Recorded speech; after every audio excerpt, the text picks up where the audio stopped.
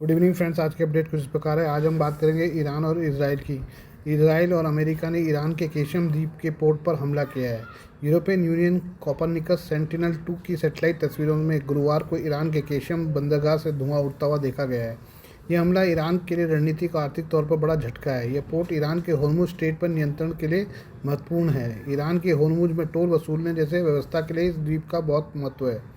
Qeshm free zone के अधिकारियों ने बताया कि ईरान के केशम द्वीप पर स्थित बहमन कमर्शियल बंदरगाह और दोहा मछली पकड़ने के घाट के कुछ हिस्सों को नुकसान पहुंचा है। ये नुकसान 1 अप्रैल की शाम से 2 अप्रैल की दोपहर तक बंदरगाह की सुविधाओं को निशाना बनाकर किए गए अमरीकी इजरायली हमलों के कारण हुआ है। बंदरगाह को निशाना बनाकर हमला। ईरान की मेहर न्यूज़ एजेंसी ने बताया कि अमेरिका इसराइल के इस हमले में कोई हताहत नहीं हुआ। केसम फ्री जोन के उप प्रमुख मंसूर अजीमजादे अर्दबिली ने बताया कि बहमन पूरी तरह से एक कमर्शियल बंदरगाह है। इस तरह से पोर्ट पर हमला करना अंतर्राष्ट्रीय नियमों का सीधा उल्लंघन है।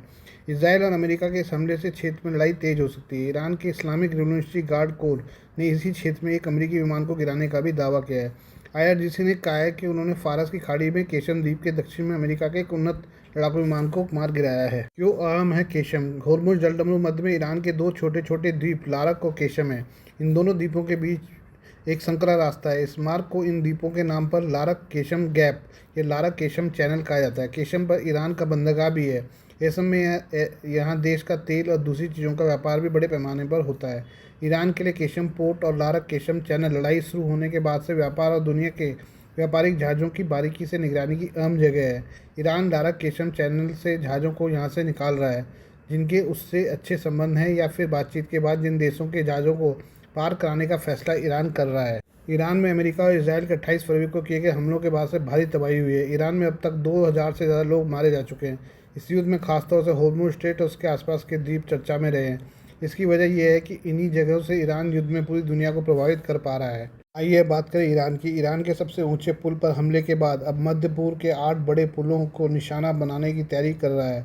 ईरानी मीडिया ने शुक्रवार को मिडिल ईस्ट क्षेत्र में मौजूद प्रमुख पुलों की सूची प्रकाशित की।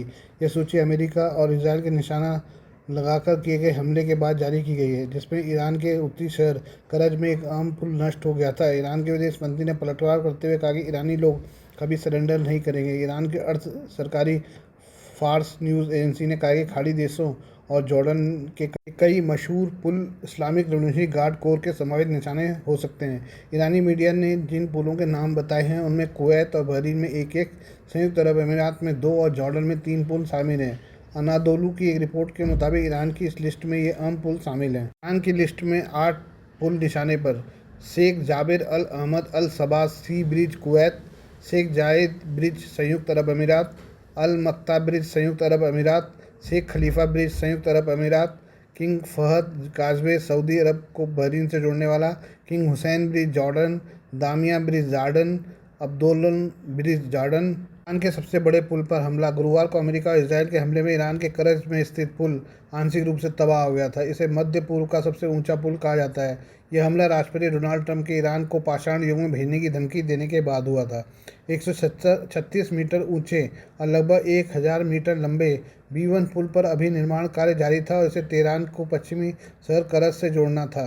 हमले के बाद अमेरिकी राष्ट्रपति डोनाल्ड ट्रंप ने ईरान को कड़ा संदेश देते हुए अपने सोशल मीडिया प्लेटफॉर्म में लिखा, इससे पहले कि बहुत देर हो जाए कोई समझौता कर लिया जाए। ट्रंप ने वीडियो भी शेयर किया जिसमें दिखा गया कि हवाई हमले के बाद पुल में आग लग गई और धुआं निकलने लगा।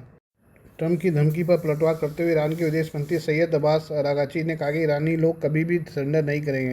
उन्होंने एक्स पर लिखा, हर पुल और इमारत को पहले से भी ज़्यादा मजबूत बनाया जाएगा, लेकिन जो चीज़ कभी ठीक नहीं हो पाएगी वह है अमेरिका के साख को पहुंचा नुकसान। पाकिस्तान की ओर से एक बार फिर भारत के लिए आक्रामक और उकसाने वाली बयानबाजी की गई है। पाकिस्तान के रक्षा मंत्री ख्वाजा आसिफ ने सेखी बगाते हुए दावा किया कि उनकी सेना ने बीते साल भारत के खिलाफ लड़ाई में जीत हासिल की और आगे भी लड़ने को तैयार है। ख्वाजा आसिफ ने भारत को गिरफ्तारी देते हुए कहा कि बीते साल मई में सिर्फ हवाई लड़ाई हुई, लेकिन इस बार पाकिस्तान की सेना इंडिया की सीमा में घुस जाएगी। एक टीवी कार्यक्रम में बोलते हुए ख्वाजा आसिफ ने कहा कि भारत ने बीते साल हमारे ऊपर हमला किया था और अगर वे फिर से कोशिश करेंगे तो उन्हें पिछले साल से बड़ी शर्मिंदगी झेलनी पड़ेगी। इस बार टकराव 200 से 250 किलोमीटर तक सीमित नहीं रहेगा।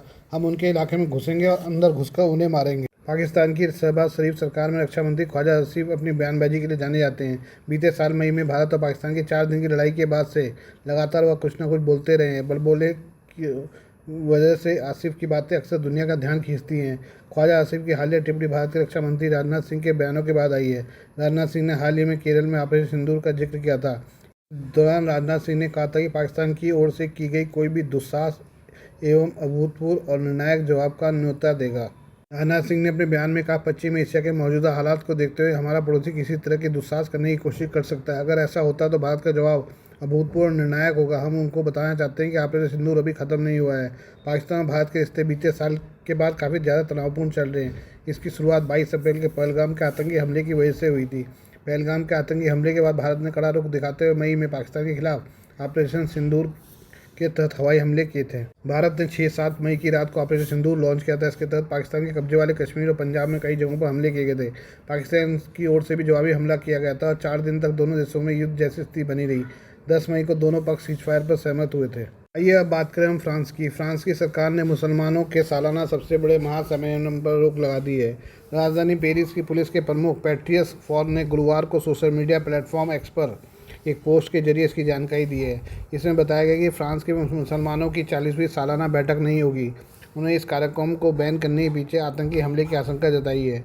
उन्होंने एक्स पर लिखा कि गृह मंत्री लॉरेट नूनेज के अनुरोध पर मैंने एक आदेश जारी किया है जिसमें 3 अप्रैल से 6 अप्रैल तक पेरिस ले बारगेट प्रदर्शनी केंद्र में होने वाली फ्रांस के मुसलमानों की सालाना बैठक के 40वें संस्करण पर रोक लगा दी गई है। पेरिस के पुलिस प्रमुख ने लिखा है कि यह फैसला फ्रांस के भीतर बढ़े हुए तनाव के साथ साथ आतंकवाद और सार्वजनिक अशांति के बढ़े हुए जोखिम के कारण लिया गया है, जबकि आने वाले दिनों में सड़कों पर बड़ी संख्या में पुलिस मौजूद रहेगी। उन्होंने इस कार्यक्रम के मद्देनजर राजधानी पुलिस की संख्या बढ़ाने की भी जानकारी दी है और फ्रांस की सुरक्षा को खतरा का हवाला दिया है। पैट्रियस फॉर ने कहा है कि यह फैसला फ्रांस के भीतर बढ़े हुए तनाव, आतंकवाद और सार्वजनिक अशांति के बढ़े हुए जोखिम के चलते लिया गया है, खासकर तब जब आने वाले दिनों में सड़कों पर भारी संख्या में पुलिस बल तैनात रहेगा। ये घोषणा तब की गई जब पिछले हफ्ते के अंत में बैंक ऑफ अमेरिका के दफ्तरों पर एक बम हमले की साजिश रची गई थी और पुलिस ने उसे नाकाम कर दिया था। इस हमले की कोशिश के बाद राजधानी पेरिस समेत फ्रांस के कई संवेदनशील स्थानों की सुरक्षा काफ़ी बढ़ा दी गई है। यह घटना ईरान के खिलाफ अमेरिका और इसराइल के युद्ध के बाद हुई थी। फ्रांस सरकार के इस फैसले के बाद मुस्लिम संगठनों में गुस्सा है और उन्होंने फैसले के खिलाफ कानूनी अपील करने का फैसला किया है। इस कार्यक्रम की योजना बनाने वाले संगठन के प्रमुख मखलूफ मामेज ने प्रतिबंध के आदेश की पुष्टि की है। उन्होंने कहा कि उनका संगठन इस फैसले के खिलाफ कानूनी अपील करेगा। हालांकि फ्रांस के इमाम हसन चालघूमी ने इस कार्यक्रम पर प्रतिबंध लगाने को एक साहसी फैसला बताया। उन्होंने फैसले की सराहना की है। उन्होंने आरोप लगाया कि असल में यह कार्यक्रम यूरोप के मुस्लिम ब्रदरहुड समर्थकों का जमवाड़ा होने वाला था।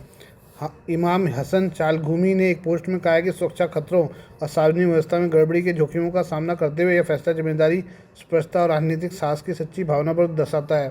चालघूमी ने लिखा, गणतंत्र और उसके मूल्यों की रक्षा करना एक कर्तव्य है, सम्मान और मान्यता है। आपको बता दें कि जनवरी में फ्रांस की संसद ने मुस्लिम ब्रदरहुड आंदोलन को आतंकवादी संगठन की यूरोपीय सूची में शामिल करने का प्रस्ताव पारित कर दिया था।